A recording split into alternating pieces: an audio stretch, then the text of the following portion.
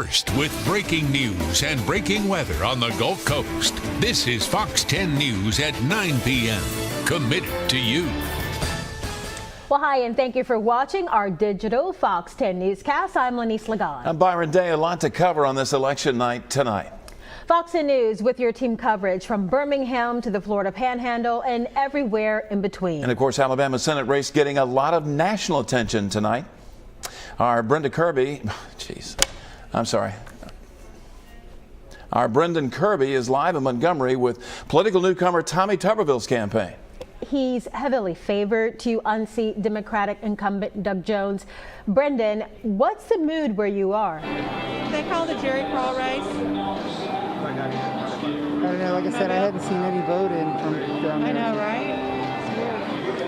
Yeah, hi, this is Brendan Kirby here, Fox 10 News, and we're here with the chairwoman of the Alabama Republican Party, Terry Lathan. And Terry, just how are you feeling here at Tuberville campaign headquarters tonight? Feeling really good, really good. We've worked really hard. We're a very red state, but we've taken absolutely nothing for granted, and we've run all the way through the goal line, as the coach would say. So, real proud of the team. We're real proud of our voters. I mean, I waited an hour in line in Mobile today to vote. Never done that in 21 years in Mobile at my precinct. So, we think those are numbers for the Republican Party and our Republican candidates. And you talk about taking nothing for granted. You were talking earlier about volunteers making 2 million contacts, I believe. Yes. I'm real proud that the Alabama Republican Party, even a very red state, some people would say, why do you have to do anything? Because you don't take anything. Champions don't rest. And I'm not a very complacent person, but the Alabama Republican Party, partnering with the Tuberville campaign and with our county parties, we've been working for 18 months for this day. And we've made about 2 million voter contacts. That's not including television, mass communications, radio, and newspapers. So we're real proud of our volunteers and the work that the Alabama Republican Party has done. Is there any precedent for that in the state to do that many contacts? Well, I'm not sure. I have to go back and look, but since I've been chairman for almost 6 years, that's a record for us. Okay, and just one more question. What do you feel beyond Alabama? A lot of nervous people in a lot of states. Yeah, I mean, look, all eyes on President Trump and Joe Biden, and this is the process the founding fathers gifted us once every 4 years. We've never seen this kind of record-breaking number. The great news is the American people have spoken, and we're going to. Not real sure if we'll know everything tonight, but I'm real proud of the state of Alabama. All right, well, thanks a lot. That was Terry Lathan, the chairwoman of the Alabama Republican Party. Back to you. All right, Brendan, thanks very much. Let's go up to Birmingham now. Fox 10 News' Lee Peck has the latest from the Doug Jones campaign. And Lee, this election turning out a whole lot different than the 2017 special election. On our part, and on your part as well, they're counting votes in different ways, and so we're going to see some swings. And sometimes they're going to happen quickly when new votes come in. The President of the United States now leading the state he must win, the battleground of Ohio, 50.8. Yeah, good evening. Doug Jones's people were very encouraged as those early numbers came in when they were in the lead. Of course, that is not the case. It has shifted over to Tommy Tuberville, but I want to move out the way here. You can see a lot more supporters have showed up in the last hour or so. They're doing a really good job of social distancing. They have the tables social distance. Again, people encouraged to wear their masks. The groups that have showed up together are kind of standing around together and social distancing. So that is a good thing. They are taking extreme precautions, as we've been reporting all night. But again, we are not expecting Doug Jones here, at least right now. His son got up on stage probably about an hour ago and said that there's no timetable. He said his dad is expected, his dad and mom are expected to be here before 11 o'clock. That's really the only indication that we have been given tonight of when Doug Jones will possibly speak. At least before 11. They say this event will be done before then. But right now, again, it's just a waiting game. We're waiting and watching like everyone else for the results to come in. We're watching the presidential results also very closely here. So a lot of watching and waiting, just like everyone else. Live in Birmingham, Lee Peck, Fox 10 News. All right, Lee, yes, a lot of watching and waiting. Let's check in now on the Electoral College. It's a tight race between the president and the former VP. Our senior correspondent Bob Grip has been keeping an eye on this race, and Bob, some key races still too close to call. That's right. It may be a while. Let's take a look at how the map looks for the Electoral College so far. As you can see, Joe Biden is in the lead with 131 electoral votes to President Trump's 98. But a lot of things are changing here. For example, you notice Florida there hasn't been called yet. It will probably go to President Trump the way things are going. Pennsylvania has been going back and forth all night up here. They haven't called that either. Only a fraction of that vote has been called, though. So a lot of these states are expected, like New York was expected to go for Joe Biden, Virginia, maybe, Illinois, certainly. But as you can see, it's still nowhere near the 270 votes needed to win the presidency again for President Trump, or just to win it for Joe Biden. All right, thanks, Bob. We want to turn now to Alabama's District 1 congressional race. Mobile County Commissioner Jerry Carl up against businessman James Averhart. Now, our Shelby Myers has been covering this race for you tonight, and live with reaction. Shelby, you're with Jerry Carl.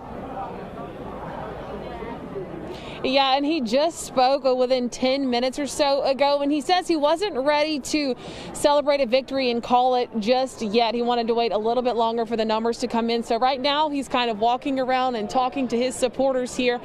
We're at Old Majestic Brewery in downtown Mobile. He told the crowd of supporters here that it has been a long campaign and he's ready for it to come to an end tonight. He thanked his fans and supporters. He wants everyone to come together and do what's best for the country, he says, if he is officially elected. He called his grandson up, said it's what it's all about, his grandson, his kids, his family. And he also mentioned his son being shipped off to Afghanistan and got teary-eyed, saying that that's what changed his life and got him into politics. So the commissioner also thanking Congressman Bradley Byrne, whose seat he hopes to fill, for all that he's done. Here's what he said a little bit about that. Take a listen. We're excited about what we're going to be able to do in D.C. We have some huge shoes to fill. When you look at great congressmen like Jack Edwards and Joe Bonner and Sonny Callahan, and by all means Bradley Byrne, you're talking about some statesmen that it's going to be hard for anybody to follow in behind and fill their shoes. But I'm going to give it my best shot.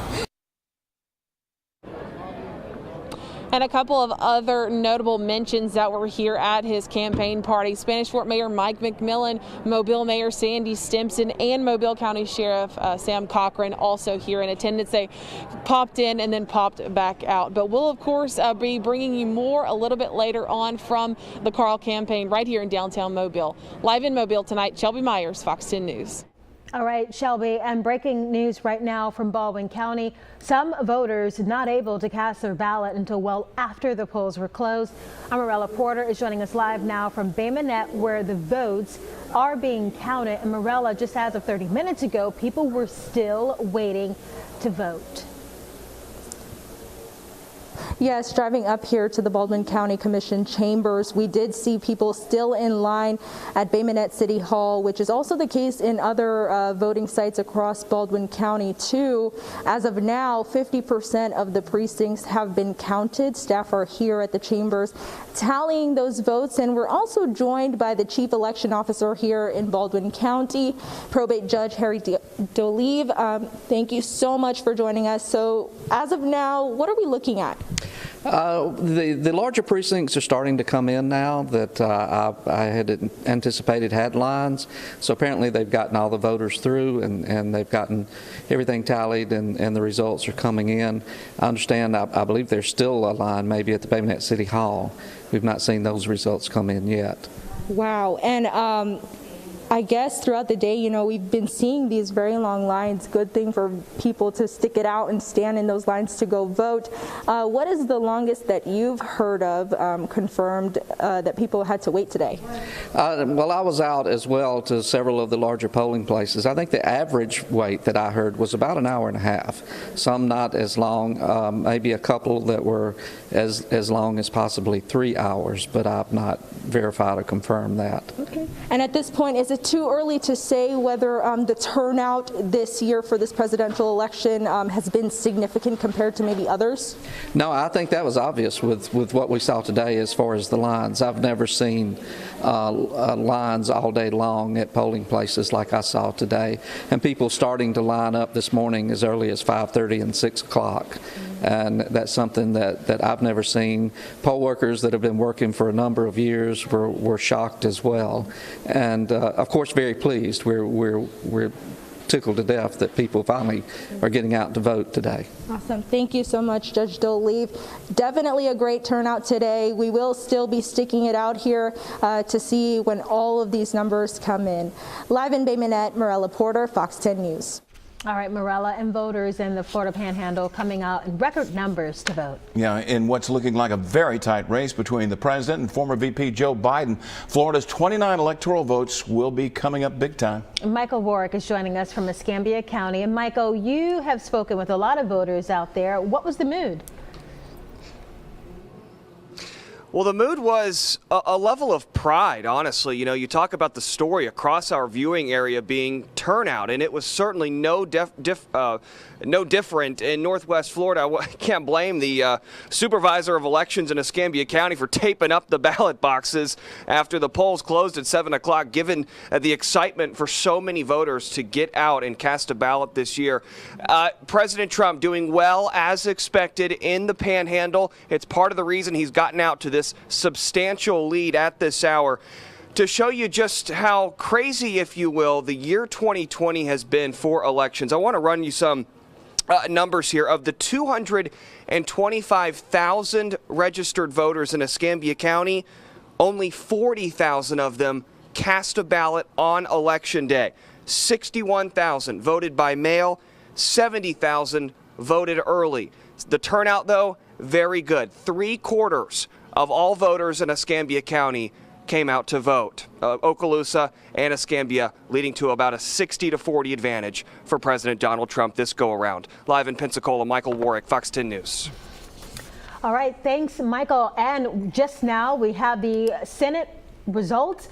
Tommy Tuberville getting the victory here over incumbent Doug Jones. Yeah, Doug Jones, the most vulnerable as far as senators were seated senators, as far as this race coming in to 2020, and now it has come to pass that Tommy Tuberville, the Republican newcomer, former head football coach at Auburn, has upset Doug Jones and will now be a part of the Senate. And again, you know, the Democrats had definitely worked to keep and to try to flip so many Republican seats, and now one of their own seats has been flipped over to the Republican side. So it's going to be a long night for the Democrats as they try to flip more. They have to flip more Senate seats now that Tommy Tuberville has won. Hey there, everyone. I'm meteorologist Jennifer Lambers checking in on your weather conditions right now and heading into this evening. It's going to be a cold night ahead of us, dropping down into the upper 30s for the inland spots. As you get closer to Mobile and the eastern shore, going to be dropping down to the mid 40s. And then the coastal spots going to be seeing those 50s for your Tuesday night. Up tomorrow, though, we're going to be starting off in the mid 50s by 8 a.m. Plenty of sunshine to go around, though, for your hump day. And then by the time that we get into the afternoon, going to be seeing daytime highs in the lower to mid 70s. But again, lots of sunshine. But then that sun setting at 5:02. So by 6 p.m., we're seeing starry filled skies with temperatures near 60 degrees. Checking in on Ada right now, that latest advisory just coming out at 9 p.m. Sustained winds at 105 miles per hour. Still Category 2 and moving westerly at 6 miles per hour. You can start to see that system moving through Nicaragua. Again, mountainous terrain, but also a very vulnerable place in Central America. Checking in on that track right now, it still has it making that curvature approach towards as we get closer to the weekend, heading back out into the Caribbean. Now, what's different about this is that it has it picking up that tropical storm strength sooner, still heading through Cuba and then heading towards the southern peninsula of Florida. We will have to keep a close eye on this system as that cone of uncertainty is still wide by the end of the weekend, and we could potentially see a reemergence into the Gulf. Now, checking out your full 7-day outlook, plenty of sunshine ahead of us. We are going to start warming up, actually getting above average isolated rain chances for your Saturday, but still mostly sunny skies. And then by this time next week, we could potentially see 80s back in the forecast. Guys. All right, Jennifer, thank you. Fox 10 News will have on-air updates throughout the night, every hour. That's right. Stay with us on our digital platforms for your local updates. Fox 10 News is your home for your most complete election night coverage.